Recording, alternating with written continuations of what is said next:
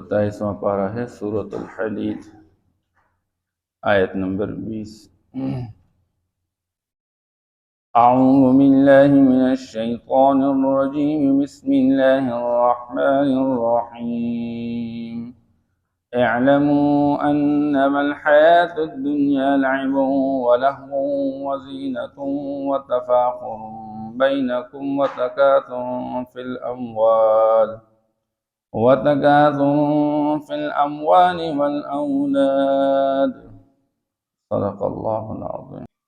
آج کی آیت مبارکہ میں اللہ جل شانہ دنیا کے حوالے سے ایک حقیقت بیان فرمانا چاہتے ہیں۔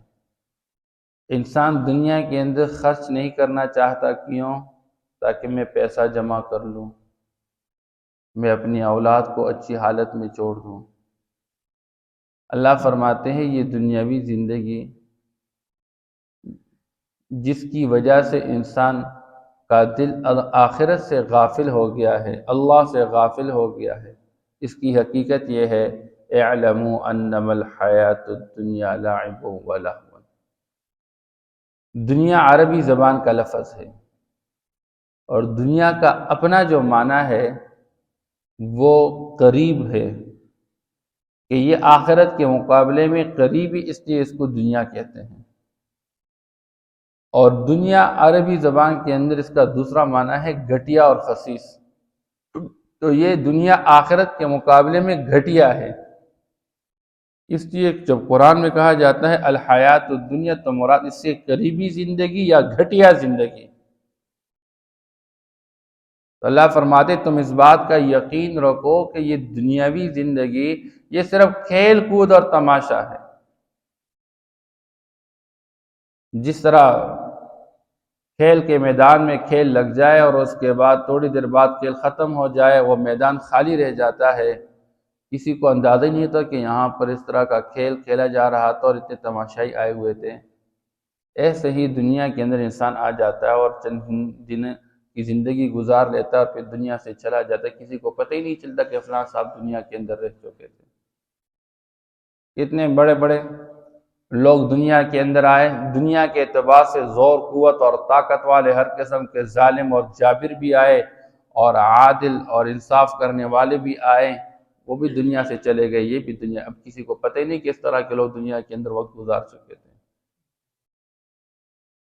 اس لیے اللہ فرماتے ہیں دنیاوی زندگی صرف کھیل کود تماشا ہے، وہ زینت، اور یہ تو زینت ہے۔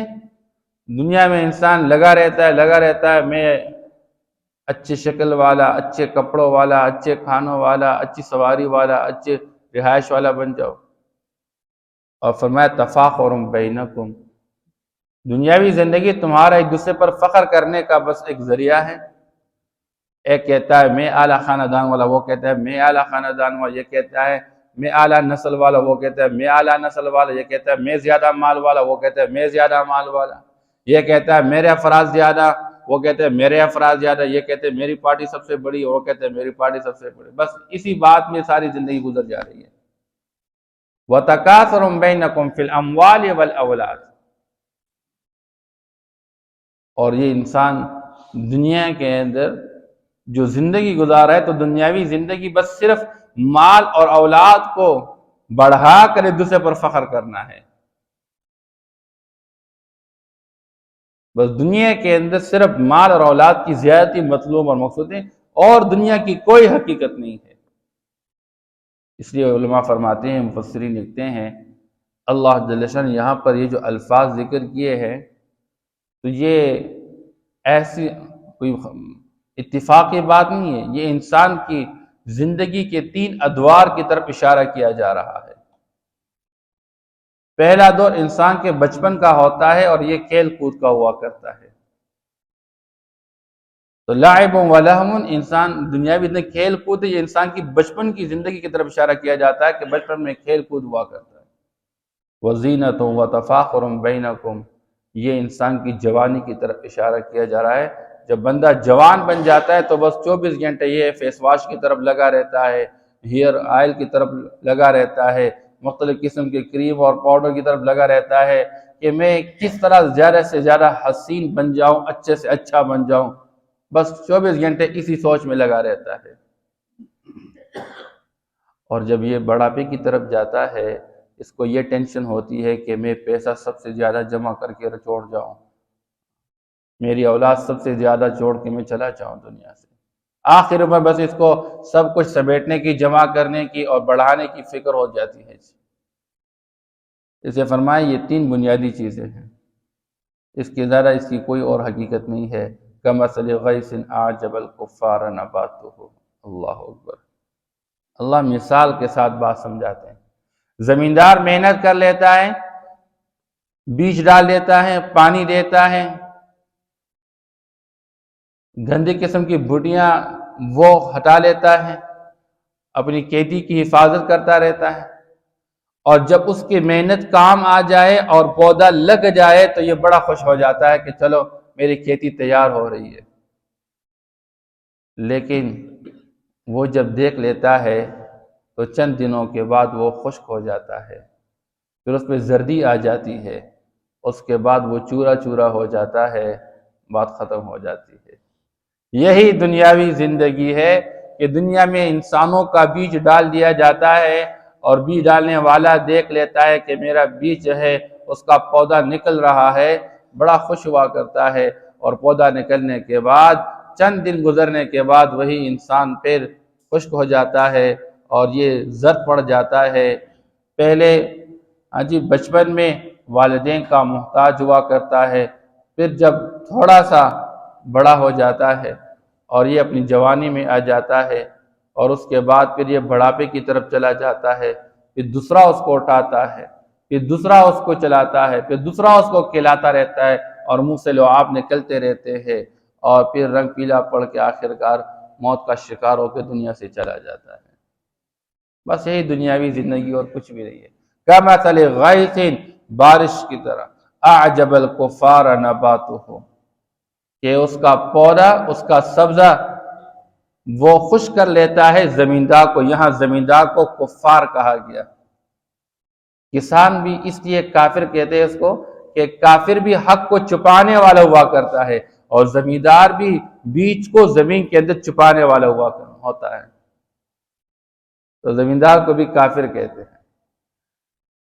ثم یہیج، پھر وہ خشک ہو جاتا ہے، فتراہ مصفرہ، پھر آپ دیکھتے ہیں اس کو زرد رنگ، ثم یکون حطاما، پھر وہ چورا چورا ہو جاتا ہے۔ یہ بھی دنیاوی زندگی کے اندر ایک بات سمجھائی جاتی ہے۔ جب کھیتی والا اپنی کھیتی سے فارغ ہو کے آخر میں تریشر کرتا ہے تو دانے خود سنبھال لیتا ہے، اور جو بھوسا ہوتا ہے وہ جانوروں کے حوالے کر دیتا ہے۔ اس طرح دنیا کی کھیتی یا انسانوں کی کھیتی ہے، ایک دن آئے گا، ایک تریشر ہو جائے گا، جو دانے ہوں گے اللہ ان کو جنت کی طرف لے کر جائیں گے، جو بھوسا رہ جائے گا اللہ ان کو جہنم میں ڈال دیں گے۔ بس اللہ ہم سب کو یہ حقیقت نصیب فرما دے۔ سب سے پہلے مجھ بات کرنے والوں کو یہ حقیقت نصیب فرما۔ اور آخر اللہ فرماتے ہیں وَفِي الْآخِرَةِ عَذَابٌ شَدِيدٌ، تو آخرت کی طرف جاؤ گے، ایک طرف سخت عذاب ہوگا اللہ کی طرف سے، اللہ جس کو اللہ سخت کہہ دے، جو رسوا کن عذاب ہوگا، دردناک عذاب ہوگا، انسان کو ذلیل کرنے والا عذاب ہوگا، اور لابثین فیہا احقابا، اس عذاب کے اندر مدتوں رہنا ہوگا۔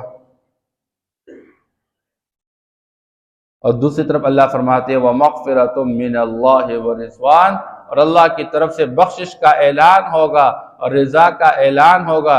جس کو اللہ چاہیں گے اس کے گناہوں کی بخشش نصیب کر کے اس کو اپنے رضا کا اعلان کروا کے اس نعمت والی زندگی سے نوازیں گے، مَا لَا عَيْنٌ رَأَتْ وَلَا أُذُنٌ سَمِعَتْ، کہ آنکھوں نے وہ نعمتیں دیکھی نہیں، کانوں نے سنی نہیں، اور دل میں ان کا خیال تک نہیں گزرا ہے۔ ایک طرف عذاب کا حال یہ ہوگا کہ زقوم کھلایا جائے گا، ان شجرۃ الزقوم طعام الاثیم، کہ گناہگاروں کا کھانا ہوگا، اتنا سخت کڑوا ہے کہ دنیا کے اندر اس کا ایک قطرہ بھی آ جائے دنیا والوں کی ساری زندگی کی ضروریات اور اسباب بیکار پڑ جائے۔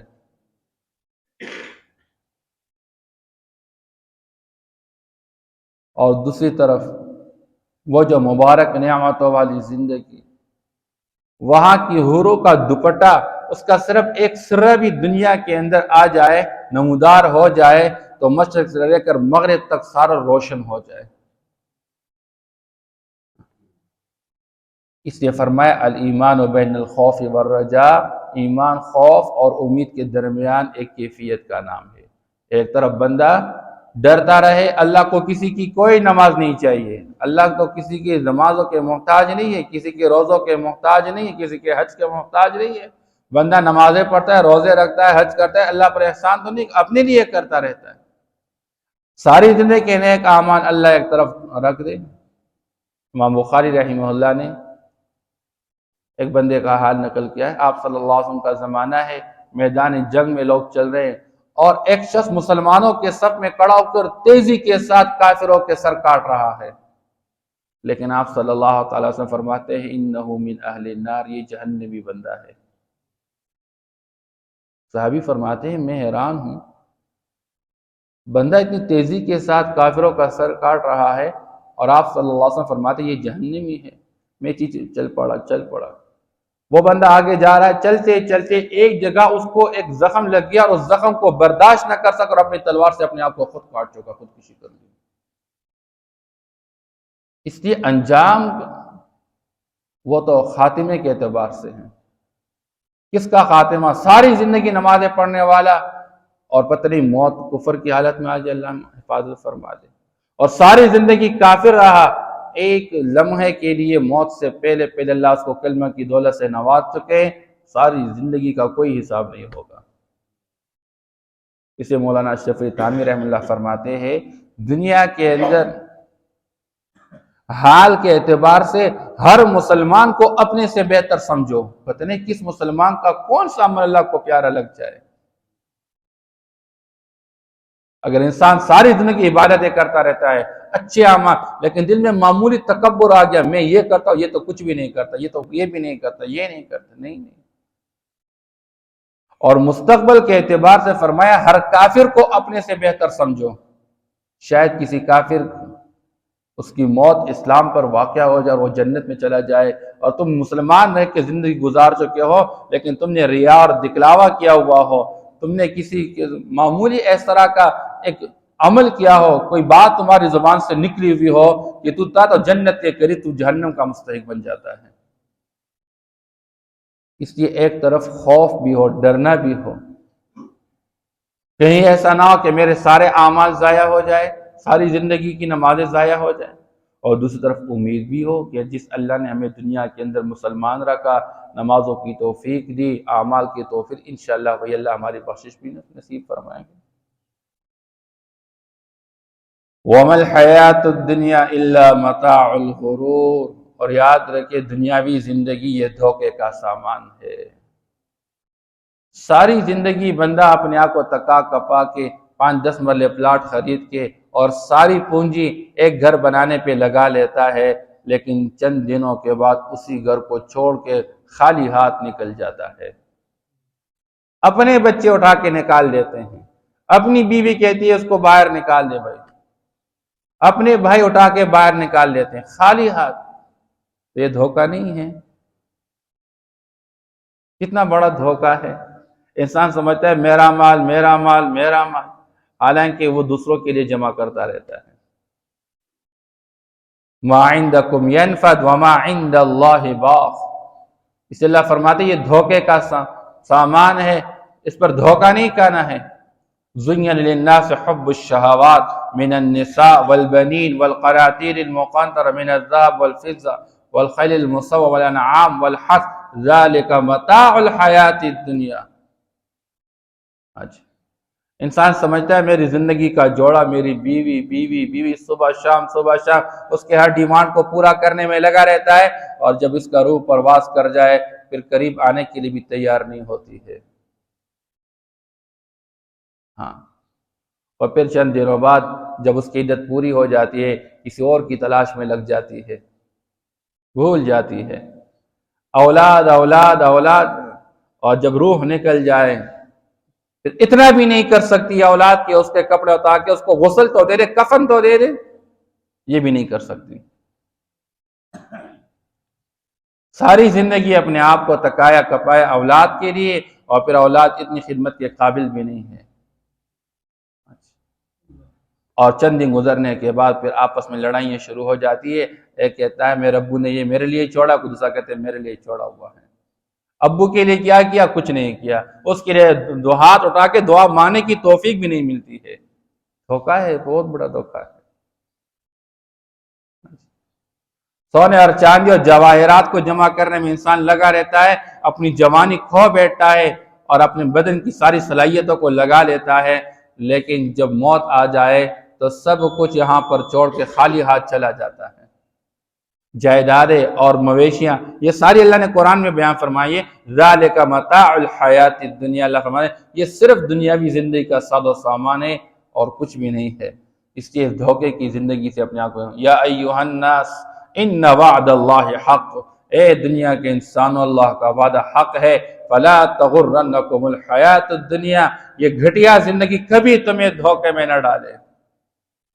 اس لیے فرمایا کبھی کبھار جا کے قبرستان کا چکر لگا دیا کر۔ یہ بھی ایک سوسائٹی ہے، اس سوسائٹی میں بھی بندہ کوشش کرے میں نے ادھر بھی گھر آباد کرنا ہے۔ اللہ معاف کر، اتنی غفلت ہو چکی ہے کہ اپنے ہاتھوں اپنے بھائی کو اٹھا کے قبرستان میں جا کے دفنا رہے ہوتے ہیں، اور وہیں پر بھی معاملات، فلاں نے یہ کیا، فلاں نے یہ کیا، اس نے یہ کیا، اور یہ ہو رہا ہے، وہ ہو رہا ہے۔ وہاں پر بھی آخرت سے غفلت، وہاں پر بھی موت سے غفلت۔ حالانکہ فرمایا گیا جب تم جنازے کے ساتھ جا رہے ہو تو یہ سوچو کہ یہ کل تمہارا بھی اس طرح جنازہ اٹھایا جائے گا، گویا کہ میرا ہی جنازہ ہے، اور اسی حال میں چلتے رہو۔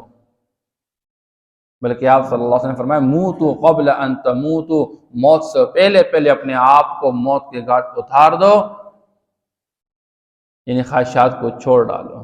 یہ نفس و شیطان اور دھوکہ باز اغبا تمہیں دھوکہ میں نہ ڈالے۔ سابقوا الى مغفرۃ من ربکم وجنۃ عرضها كعرض السماء والارض، دنیا دوڑ کا میدان ہے، کوئی دوڑ لگا چکا ہے پیسوں کی طرف، دنیا کی چیزوں کی طرف، کوئی دوڑ لگا رہا ہے اللہ کی مغفرت کی طرف۔ اللہ فرماتے ہیں اللہ کی بخشش کی طرف دوڑ لگاؤ اور جنت کی طرف دوڑ لگاؤ۔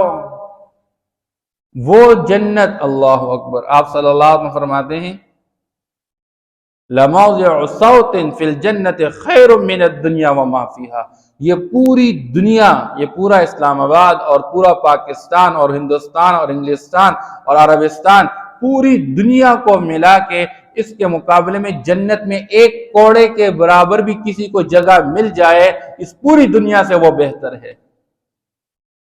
کیونکہ یہ فانی ہے، یہ مٹ جانے والی دنیا ہے، وہ باقی ہے، وہ ہمیشہ رہنے والی جگہ ہے، وہ ہمیشہ رہنے کی جگہ ہے۔ کعرض السماء والارض، وہ جنت جس کی چوڑائی زمین اور آسمانوں کے برابر، اتنی بڑی جنت کہ سب سے آخری جنتی جب جنت میں داخل ہوگا اس کو بھی اللہ اس دنیا سے 10 گنا بڑی جنت عطا فرمائیں گے۔ اب اس جنت کے تذکرے ہو دنیا کے اندر، ہمارے جنت کا شوق پیدا ہو جائے، ہمارے بچوں کا شوق جنت کا پیدا ہو، ہماری عورتوں کا شوق جنت کا پیدا ہو جائے۔ اس لیے اللہ بار بار آگے دوڑو، ایک دوسرے سے آگے بڑھنے کی کوشش کرو، کس چیز میں؟ اللہ کی بخشش کی طرف اور اللہ کی رضا کی طرف، اچھا اس جنت کی طرف جس کی چوڑائی زمین اور آسمانوں کے برابر ہے۔ اللہ اکبر، آپ صلی اللہ تعالی علیہ وسلم فرماتے ہیں ما رأیت مثل النار نام حاربها، میں نے جہنم جیسی خوفناک چیز کوئی نہیں دیکھی کہ اس سے بھاگنے والا کبھی سو جائے، کبھی غفلت کا شکار ہو جائے۔ جب بندے کو پتہ چل جائے آگ قریب آ رہے میرے گھر کے اندر، تو بندہ کب سو سکتا ہے؟ نہیں جی چھوڑ دے، بعد میں دیکھیں کبھی میں سو رہا ہوں۔ اور فرمایا ما رأیت مثل الجنت نام طالبها، میں نے جنت جیسی مبارک نعمتیں نہیں دیکھی کہ اس کو طلب کرنے والا کبھی سو جائے۔ اس لیے آپ صلی اللہ تعالی علیہ وسلم نے جنت اور جہنم کو کھل کے بیان فرمایا۔ اللہ نے قرآن میں کھل کے بیان فرمایا کہ بس آخرت میں تو یہی 2 ہی جگہ ہیں اور کوئی نہیں ہے، بس بیچ میں سے اعراف ہے جی جو نہ جنتی ہے نہ جہنمی ہے. اعدت للذین آمنوا باللہ ورسلہ، اور فرمایا یہ جو جنتیں تیار کی گئی ہے ان لوگوں کے جو اللہ اس کے رسولوں پر ایمان لے آئے. ذالک فضل اللہ یؤتیہ من یشاء، لیکن یاد رکھے انسان اپنے اعمال پہ کبھی کوئی گھمنڈ نہ کرے، کبھی فخر و غرور نہ کرے میں بڑے اچھے اعمال کروں، میں جنتی ہوں. نہیں، بلکہ فرمایا یہ اللہ کا فضل ہے، جس پر ہو جاتا اللہ جس کو نواز لیتے ہیں. بس آپ صلی اللہ تعالی وسلم نے حضرت عائشہ رضی اللہ تعالی عنہ سے فرمایا کہ جنت میں جانا بس صرف اللہ ہی کے فضل سے ہوگا، آخرت میں بخشش اللہ ہی کے فضل سے ہوگا، پل صراط پر گزرنا اللہ ہی کے فضل سے ہوگا.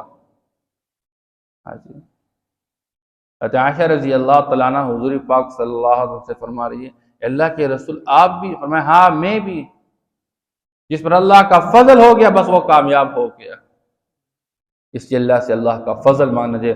واللہ ذو الفضل العظیم، اللہ بہت بڑے فضل کے مالک ہے، اللہ کا فضل بہت وسیع ہے. بندہ اللہ کا فضل اللہ سے مانگ لیا کرے. اللہ ہم سب کو اپنے فضل سے اپنی بخشش نصیب فرما دیں. اعلموا انما الحیات الدنیا لعب ولہو، اور جان لیجئے کہ دنیاوی زندگی، یہ گھٹیا زندگی، یہ قریبی زندگی، یہ کھیل کود اور تماشا ہے. وزینت، اور زینت ہے. وتفاخر بینکم، اور تمہارا آپس میں ایک دوسرے پر فخر کرنا ہے. وتکاثر فی الاموال والاولاد، اور مال اور اولاد میں بڑھوتری ہے. کمثل غیث اعجب الکفار نباتہ، بارش کی طرح کہ اس کا سبزہ خشک کر دے کسان زمیندار کو.